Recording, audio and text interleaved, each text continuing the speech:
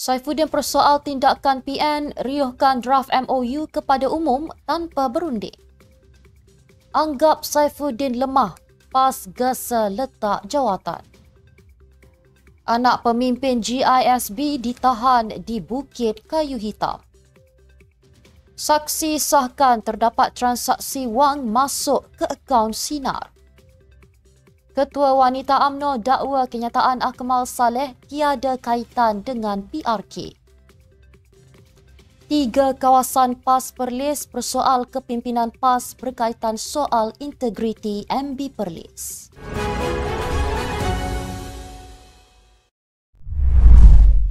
Bismillahirrahmanirrahim. Assalamualaikum dan salam Malaysia Madani. Bersama saya Mirakilah dalam Netstep News edisi tengah hari. Jangan lupa ikuti kami di semua platform Netstep Malaysia.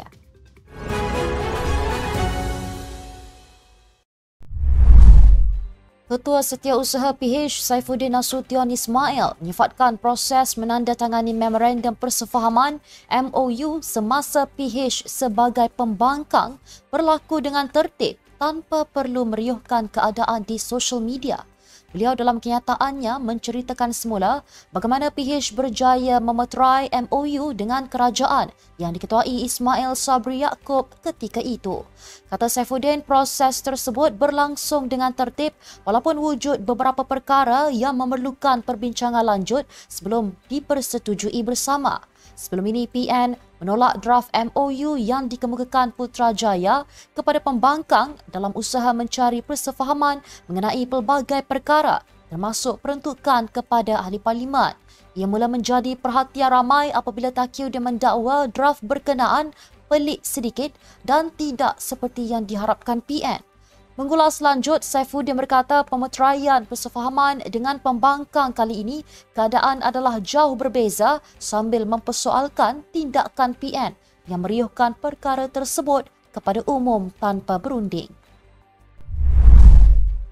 Sementara itu, Perikatan Nasional menggesa kerajaan untuk menarik balik jawatan Menteri Dalam Negeri yang disandang oleh Saifuddin Nasution Ismail susulan kenyataannya terhadap PAS dan Presiden Parti itu Abdul Hadi Awang. Setiausaha Agung PAS Taqiyuddin Hassan mendakwa kenyataan Saifuddin itu penuh dengan kelemahan. Beliau juga menyindir Naib Pengerusi DAP Teresa Kok dengan menyifatkan beliau sebagai lemah penguasaan bahasa dan terpaksa menggunakan aplikasi bahasa untuk mengeluarkan kenyataan rasmi. Terdahulu, Teresa mendakwa bahawa salah terjemah oleh alat AI ChatGPT membawa kepada kekeliruan mengenai kenyataannya baru-baru ini.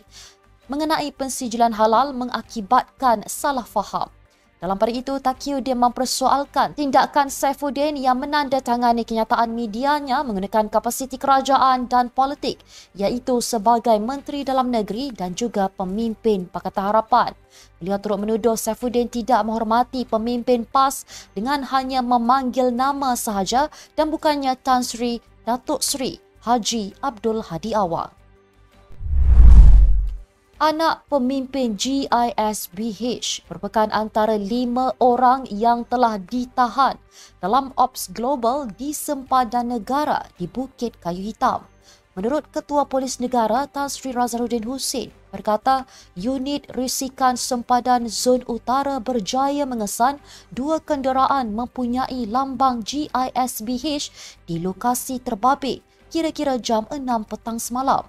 Beliau mendedahkan bahawa kenderaan tersebut bergerak ke kompleks ICQS Bukit Kayu Hitam menghala ke Thailand. Tindakan pemeriksaan dibuat dengan bantuan Jabatan Siasatan Jenayah Kedah dan akan dibawa ke Ibu Pejabat Polis Daerah Kubang Pasu untuk tindakan lanjut.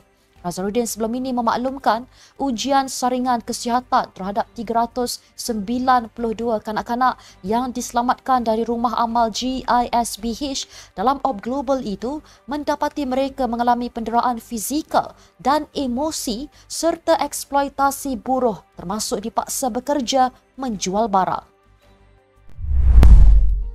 Jom sertai peraduan bersama Netstep TV untuk menang hadiah menarik setiap minggu dan grand prize setiap 3 bulan. Peraduan ini terbuka untuk semua. Anda hanya perlu menjawab 2 soalan yang akan dipaparkan pada setiap hari Rabu. Dan jawab dua soalan tersebut dengan betul di ruangan komen dan anda perlu screenshot di YouTube kemudian hantar kepada WhatsApp kami di nombor 017-796-6978 pada hari Jumaat selepas berita petang. Kami akan hubungi pemenang bertuah untuk pemberian hadiah. Berikut adalah soalan untuk minggu ini. Apakah tajuk video Netstab News yang mendapat tontonan tertinggi pada 9 hingga 13 September 2024? Siapakah pengarah pilihan raya BN di Dun Mahkota? Jangan lupa untuk jawab di ruangan komen Netstab News edisi petang Jumaat 20 September 2024. Ingat, screenshot jawapan di ruangan komen YouTube kemudian hantarkan ke WhatsApp kami. Berikut adalah pemenang mingguan pada 13 September 2024. Terima kasih kerana setia bersama kami.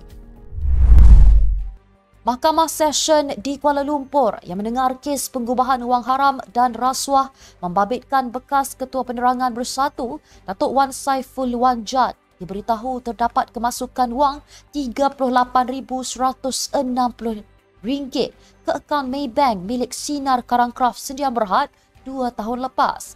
Pegawai Maybank Cawangan Taman Tun Dr. Ismail Ahmad Arabi Mustafa berkata, merujuk kepada penyata akaun Lion Banking Berhad atas nama Sinar Karangkraf Sdn Bhd, kemasukan itu adalah menerusi transaksi secara dalam talian pada 3 November 2022. Ditanya Peguam Amir Hamzah Arshad yang mewakili Wan Saiful Ahmad Arabi bersetuju bahawa transaksi itu adalah sah.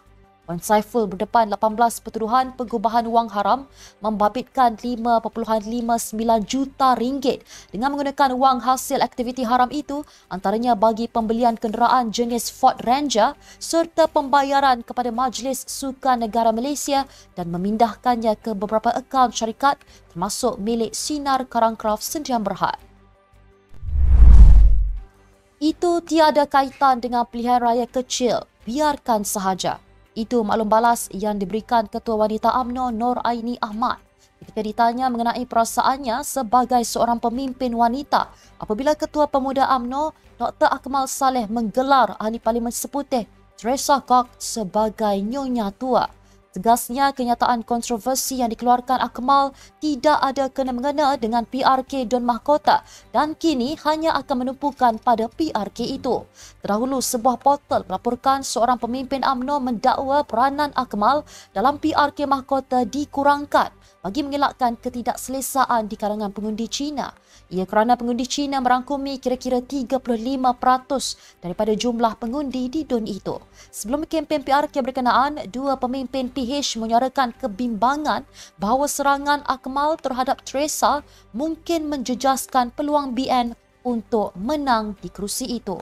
Sementara itu, ketika ditanya sama ada wanita UMNO kecewa kerana tidak dapat bertanding di kerusi itu, Nuraini tidak memberi jawapan langsung.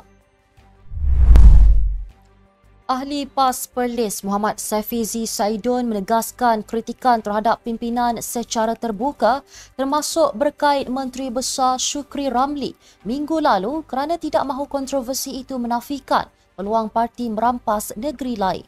Menerusi laporan FMT, Saifizi juga tidak gentar dengan tindakan bakal dikenakan terhadapnya akibat daripada ucapan pada Muktamar PAS ke-70 mengundang reaksi daripada pimpinan seperti Ketua Penerangan Ahmad Fadli Syari. Fadli menafikan pimpinan parti gagal memantau kualiti pemimpin dan menteri besar di negeri diterajuinya, termasuk Syukri yang terpalit kontroversi susulan siasatan Suruhanjaya Pencegahan Rasuah Malaysia berhubung dakwaan salah guna kuasa selain pendakwaan anaknya di mahkamah. Saifizi mendakwa isu dibangkitkan itu bukan kenyataan peribadinya semata-mata, tetapi turut mendapat persetujuan dari PAS Kangar, Padang Besar dan Arau. Ucap mewakili PAS Perlis pada Muktamar PAS ke-70 di Temberloh, beliau berkata teguran itu harus dilihat positif bagi memastikan hasrat parti meluaskan kuasa ke negeri lain termasuk menawan Putrajaya menjadi realiti. Sabtu lalu, Saifizi ketika berbahas pada muktamar itu mempersoalkan kesungguhan parti itu untuk memperjuangkan integriti dan amanah kerana tidak menyerahkan laporan mengenai isu dihadapi Syukri kepada PAS Perlis.